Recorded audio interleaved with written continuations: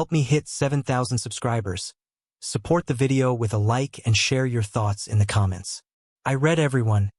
Thank you. My name is Callum, and for most of my 38 years, I've considered myself a fairly grounded man. I don't pick fights, I don't snoop, and I don't assume the worst of people, especially not of my wife, Alara. She always said she loved my calm nature, the way I didn't rush to conclusions, the way I trusted first and questioned later. Maybe that's why I ended up missing the signs. Or maybe I saw them but chose to believe her instead of my own discomfort. The message came on a quiet Thursday evening, right after I'd finished washing the dishes. My phone buzzed with a text from her. Helping Mom back tomorrow? No explanation, no details, just that. It was unusual. Her mom, Maribel, lived only 20 minutes away, and anytime she needed help, she usually called me too. I stood there for a moment, reading the message twice, trying to decide if I should ask a follow-up question or simply accept it. In the end, trust won again. I typed back, "Okay, tell her I said hi. Stay safe." She didn't reply, not even with a heart emoji, which was our bare minimum sign-off. I noticed it, but I let it go. People have off days. Maybe she was stressed. Maybe her mom genuinely needed her. I'd built a marriage on believing the best, and I wasn't ready to abandon that. The next morning, I headed to work earlier than usual. I'm a mechanical project coordinator. Nothing glamorous, but it's honest work. Even as I drove, my mind wandered back to her message. Something about it clung to me, like a loose thread I couldn't tuck away. But again, I brushed it off. I spent the whole day in meetings, troubleshooting equipment schedules, answering emails, and pretending my personal life wasn't quietly tugging at the back of my mind. That night, when I returned home, the house felt different. Emptier. Silently still. I heated some leftover pasta, watched a documentary I barely registered, and went to bed alone. Her pillow still smelled like her lavender shampoo. I shouldn't have noticed that detail, but I did. By morning, I was emotionally exhausted. I wasn't angry, just unsettled. A kind of uneasy quiet lived in my chest. That was when I decided to drop by Maribel's place before work, thinking maybe I could check on her, bring some groceries, show a little support. If Alara had spent the night helping her mother, the least I could do was be present too. When Maribel opened the door, she looked surprised to see me, but not distressed, not sick, not in any trouble at all. "Callum, what a nice surprise," she said, smiling warmly. I stepped inside. The house was tidy, calm, and absolutely lacking the presence of someone who had needed emergency help the night before. As we sat in her kitchen, chatting politely, I finally asked, "Is everything okay? Did you need help yesterday?" She blinked. "Yesterday? Oh no, dear. I was at my friend's place for her quilting night." That was it. The moment the thread snapped. I didn't show anger. I didn't raise my voice. I just stared at the table for a moment, feeling something inside me quietly shift. I didn't tell her what the message said. I didn't want her distressed or caught in something she wasn't part of. After a few minutes, I thanked her, hugged her, and left. As I walked to my car, the air felt heavier than it should have. That entire day at work, I replayed the situation over and over. Her text, her silence, the lie, the odd distance she'd had for the last 6 or 7 weeks. Late nights at the gym, sudden girls' nights with people she hadn't spoken about before, her phone always face down, always silent. For the first time in my marriage, trust felt like a bruise. On Saturday morning, I woke to the smell of something warm and comforting drifting from the kitchen. Eggs, cinnamon, maybe toast.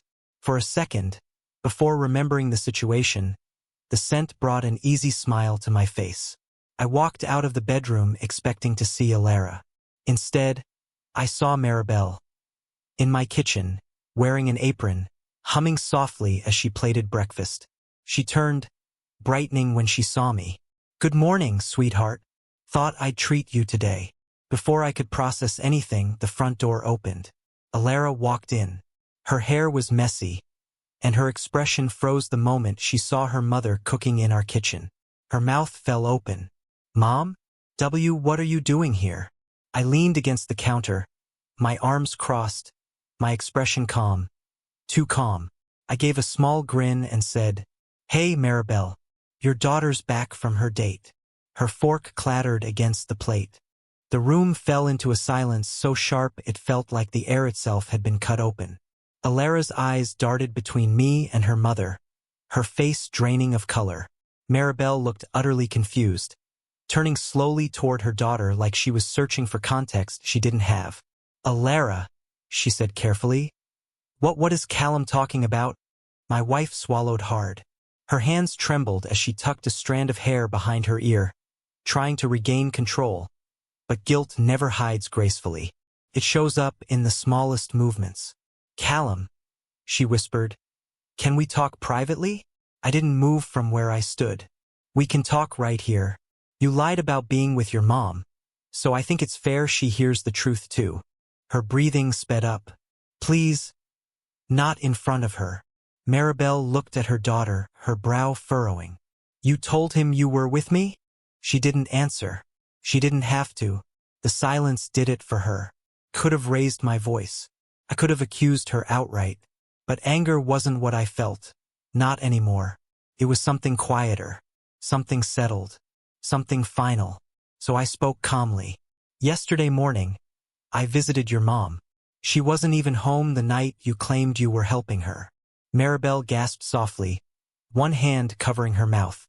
Her eyes filled with something between shock and deep maternal disappointment. "Alara," she whispered, "what have you gotten yourself into?" My wife looked down at the floor as if something there could save her. It's not what you think." I tilted my head. "Then why don't you tell us what it is?" She hesitated so long the truth revealed itself in the silence. Finally, she let out a shaky breath. "I just needed time alone." I didn't react. Neither did her mother. We both just waited because we knew that wasn't the real explanation. It was the kind people offer when they're searching for something softer than the truth. She wet her lips and tried again. "Things have been complicated. I needed space. That's all." I stayed quiet. Not because I believed her, but because the weight of her choices was speaking louder than anything she could say. Maribel stepped forward, her voice gentle but firm. "Sweetheart, if you needed space, you could have said that. Why lie? Why involve me?" That cracked something in Alara. Her shoulders slumped, her eyes glossy with unshed tears. "Because I didn't want to talk about it. I didn't want to explain where I really was." "Which was?" I asked. She pressed her lips together. Her silence was the answer I'd expected. I didn't need details. I didn't need names. The lie was enough. The secrecy. The distance. The woman I married had slowly become a stranger, and I'd been trying to pretend the shift was temporary. Maribel walked over to me, placing a gentle hand on my arm. "I am so sorry, Callum. I had no idea." I nodded. "I know. That's why I didn't tell you yesterday." Alara took a step toward me. "Callum, please, let me explain everything. Just you and me." But I wasn't the man from a few days ago, the one who dismissed his discomfort and trusted blindly because he believed that's what good husbands do. "That's the problem," I said quietly. "You only want privacy when you're hiding something. But when you needed a cover story, using your mother was perfectly fine." She flinched. A small, wounded sound escaped her throat. "I made a mistake." "No," I replied gently. "You made a choice." She closed her eyes, tears slipping down her cheeks. "I don't want to lose you." The sad part was I believed that, but what she wanted and how she acted had become two very different things. "I'm not ending anything today," I said. "I'm not making decisions out of anger. But I won't pretend this didn't happen. And I won't keep living in the dark." She wiped her cheeks. "What do you want me to do?"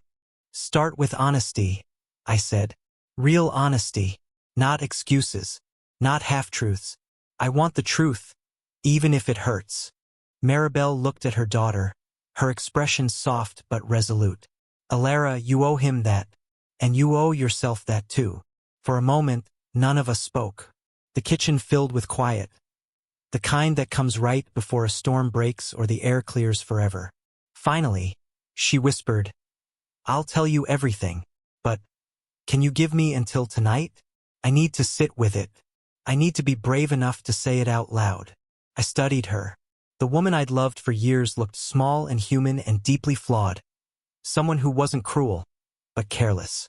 Someone who didn't set out to hurt me, but did anyway. Tonight, I agreed. No later. She nodded gratefully and left the kitchen, disappearing down the hall. The door clicked shut behind her. Maribel exhaled, looking up at me with soft, sad eyes. You deserve better than lies. Maybe, I said, but today, I'm choosing clarity over punishment. She reached over and squeezed my hand, maternal, reassuring. I'll stay out of your way, but if you need someone to talk to, you know where I am. When she finally left, I sat at the table alone, staring at the breakfast she'd made. Cinnamon toast, eggs, warm, comforting food meant for a home that suddenly felt unfamiliar. Tonight, I would hear the truth, whatever form it came in. And for the first time in a long time, I felt ready. Not to fight, not to cling, but to listen, and choose myself if I had to.